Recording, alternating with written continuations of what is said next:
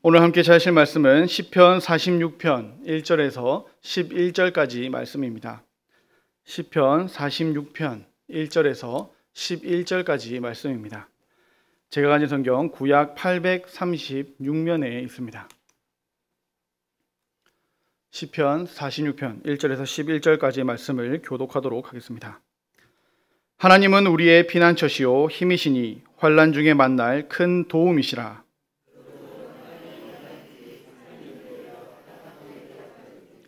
바닷물이 솟아나고 뛰놀든지 그것이 넘침으로 산이 흔들릴지라도 우리는 두려워하지 아니하리로다.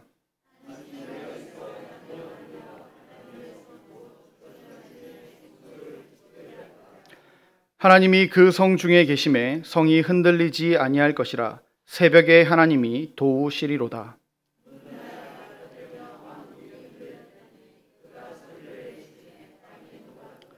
만군의 여호와께서 우리와 함께 하시니 야곱의 하나님은 우리의 피난처시로다.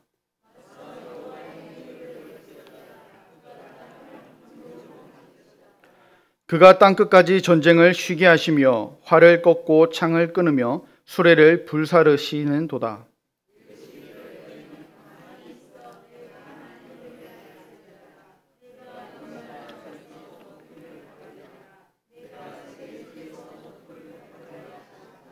함께 보시겠습니다. 만군의 여호와께서 우리와 함께 하시니 야곱의 하나님은 우리의 피난처시로다.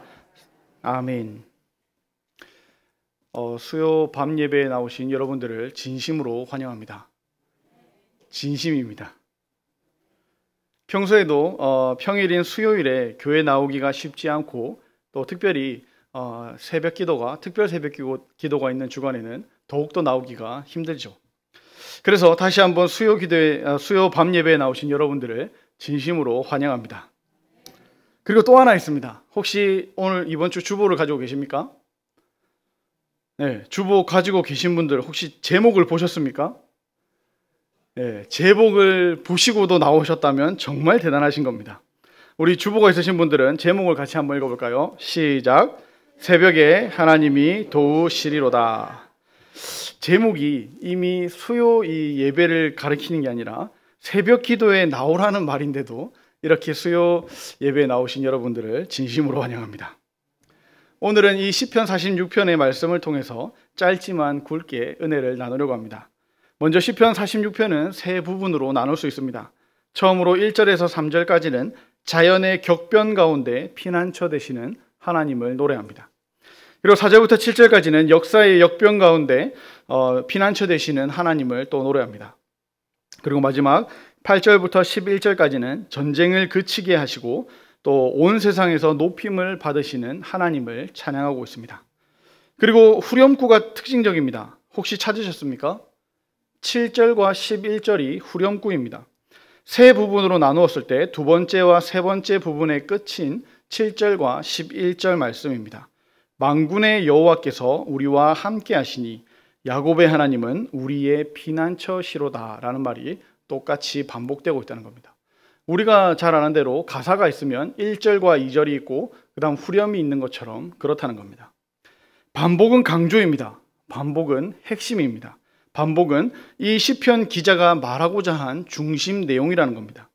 그렇다면 시편 이 46편에서 말하고자 했고 또 우리가 이 시편 46편을 통해서 얻어야 되는 교훈은 무엇이겠습니까? 만군의 여호와께서 우리의 피난처가 되신다는 사실입니다. 그리고 야곱의 하나님은 바로 우리의 피난처시다라는 사실입니다. 이 두 가지를 말하기 위해서 다른 부분들을 덧붙여서 설명하고 있고 또 노래하고 있는 겁니다. 첫 번째 부분에서는 이 자연의 격변 가운데 피난처 되시는 하나님을 노래하고 있다고 말씀드렸습니다.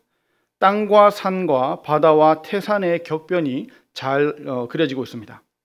2절에서 땅이 변하든지는 3절에서 산이 흔들린다 하는 것과 짝을 이루고 있죠. 그리고 1절에 하나님은 우리를 도우신다 하는 것과 3절 끝인 우리는 두려워하지 않을 것이다 라는 것도 좋은 짝이라고 볼 수 있습니다. 우리가 두려워하지 않을 수 있는 근거가 어디에 있다 했습니까? 만군의 여호와께서 우리와 함께 하시기 때문이라고 했습니다.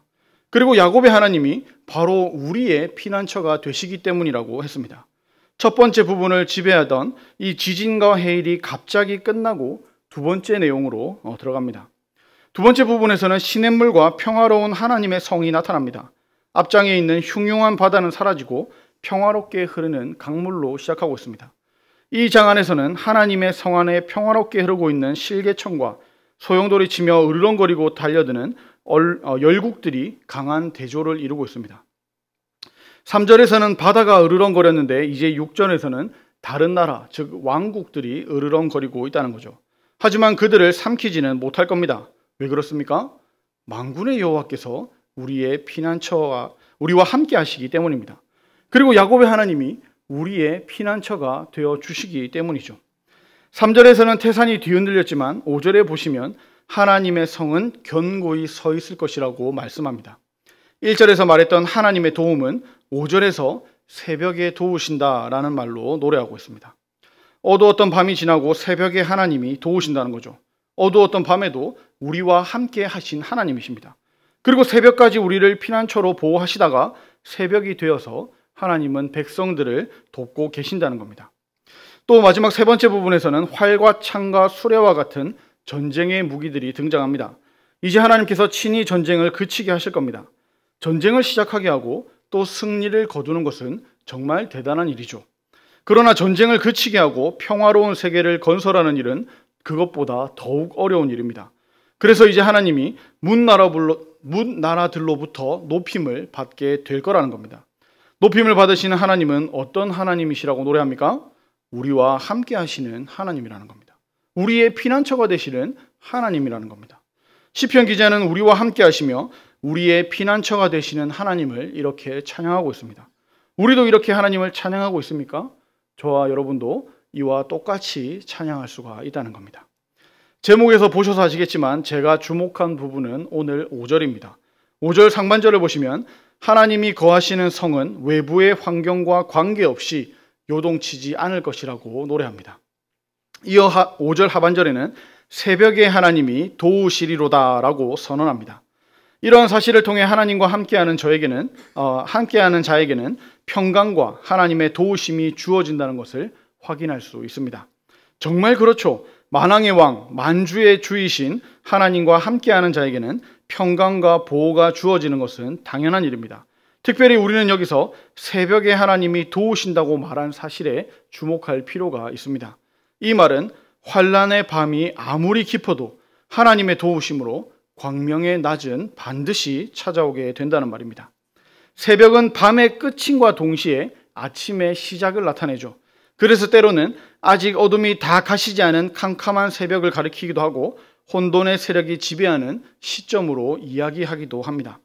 그러나 여기서 쓰인 새벽은 날이 밝아오는 시점, 곧 어둠이 물러가고 밝은 아침이 오는 시점으로 보는 것이 적합합니다.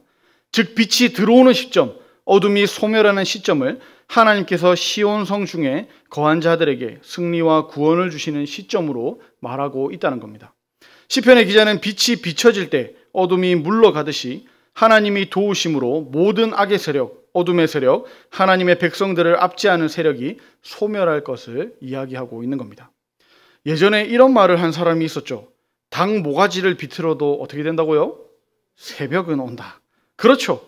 밤이 아무리 길어도 새벽의 빛은 반드시 밝아옵니다. 세상이 아무리 요동하며 우리를 두렵게 해도 그 일들에는 한계가 있다는 겁니다. 초강력 태풍이 거대한 파도를 일으키고 땅 위의 모든 것을 휩쓸고 지나갈 것 같지만 시간이 지나면 언젠가는 그 태풍도 잠잠해집니다. 시인은 지금 2절과 3절에서의 자연의 요동함을 마치 밤으로 비유하는 것처럼 보입니다. 왜냐하면 새벽에는 하나님이 도우신다고 말했기 때문입니다. 요란하고 위력이 있는 힘이 쓰러뜨리려는 밤은 있지만 그런 위력이 있는 밤도 새벽이면 하나님의 도우심에 아무런 일이 아닌 것처럼 돼버린다 하는 이야기입니다.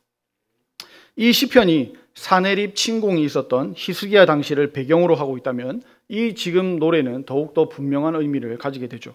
히스기야와 사내립은 어떤 내용입니까? 아수르의 사내립이 유다를 침공한 그 역사적 사건을 이야기하는 겁니다. 사내립은 자신들의 군대 앞에 다른 신들이 굴복했다고 자랑하면서 히스기야에게도 항복하라고 권유를 하죠. 그리고 여호와의 이름을 모독하면서 히스기야에게 서신을 한 장 보냅니다. 그 서신을 받은 히스기야는 어떻게 했습니까? 항복하지 않고 그 서신을 붙들고 기도했습니다. 사네립이 보낸 그 서신을 하나님 앞에 펼쳐놓고 간절하게 기도했습니다. 그 결과 어떻게 되었습니까? 하나님이 응답하셨습니다. 그날 밤 하나님은 천사들을 아수르 군대에 보내셨습니다. 그 천사들은 아수르 군사 18만 5천 명을 몰살시켜 버리셨습니다. 유다 백성이 성에서 자고 일어났을 때 이미 모든 대적은 다 시체로 변한 뒤였습니다. 사네립의 기세등등한 공격 앞에 풍전등화 같았던 유다가 새벽에 일어난 하나님의 도우심으로 인하여 구원과 승리를 체험한 것을 지금 이 시편 46편의 노래로 불렀다는 겁니다. 하나님은 새벽에 도우시는 분이십니다. 새벽은 어둠이 막바지에 이른 때이죠. 환난을 당하는 자에게는 가장 어려운 때를 이야기합니다. 위기가 절정에 달한 때를 말합니다. 이렇게 위기가 절정에 이르렀을 때 하나님은 움직이신다는 거죠. 그러므로 새벽은 하나님의 시간이라고 말할 수 있을 겁니다. 위기가 절정일 때가 하나님의 시간이라는 겁니다. 그러므로 우리는 가장 어렵다고 생각하는 그 순간에 하나님의 구원의 손길을 느낄 수 있어야 합니다. 우리 그림 하나 보시도록 하겠습니다. 제목이 추락이라는 그림입니다. 한 사람이 끝없는 낭떠러지로 이렇게 떨어지는 거죠. 글이 잘 보이진 않지만 하나님 제가 왜 이렇게까지 떨어져야 됩니까? 언제까지 떨어져야 합니까? 하나님은 어디 계십니까? 이런 내용의 그림입니다.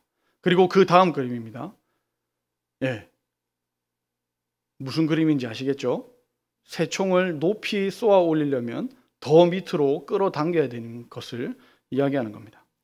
가장 아래로 당겨야 더 높이 날아오르는 새총과 같이 어둠이 가장 깊어져야 새벽이 온다는 겁니다.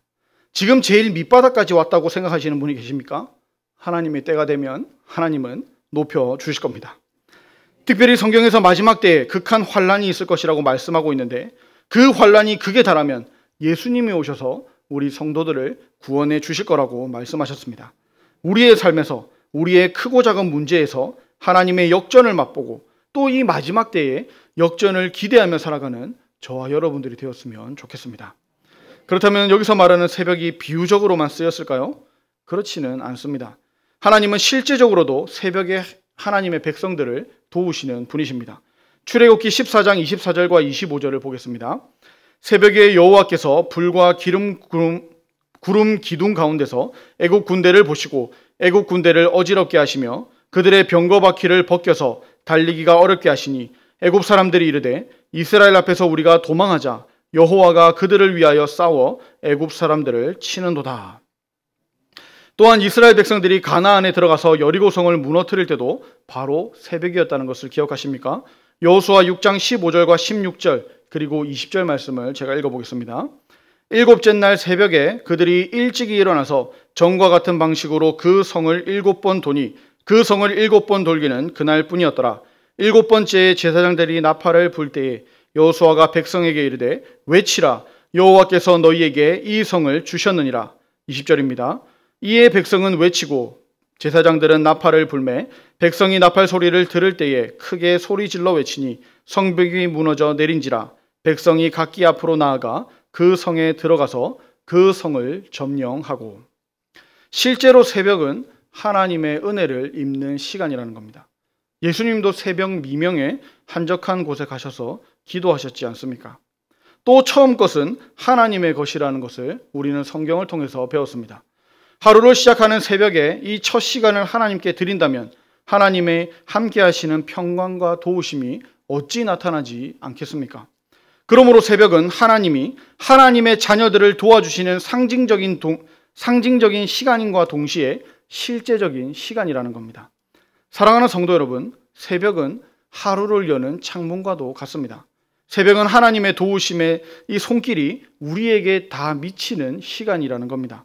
따라서 이렇게 쉽고 간단하고 확실한 방법이 있는데 우리가 사용하지 않을 이유가 어디에 있겠습니까?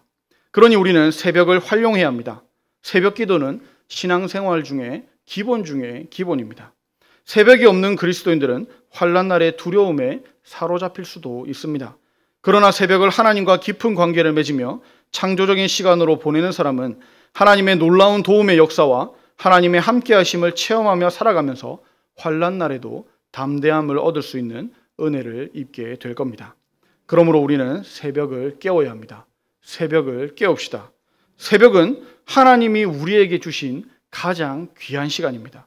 우리가 새벽을 깨울 때 우리 앞에 환난도 우리는 능히 이겨낼 수 있을 겁니다. 새벽에 하나님의 도우심의 손길을 맛볼 수 있기를 진심으로 바랍니다. 그리고 마지막으로 한 가지만 더 살펴보려고 합니다. 이 시편 46편은 견고한 성인 시온성, 즉 예루살렘은 함락되지 않는 역사의 위험 속에서 절대적으로 자유롭고 안전한 도시라고 노래하고 있는 것이 아닙니다. 절대로 아닙니다.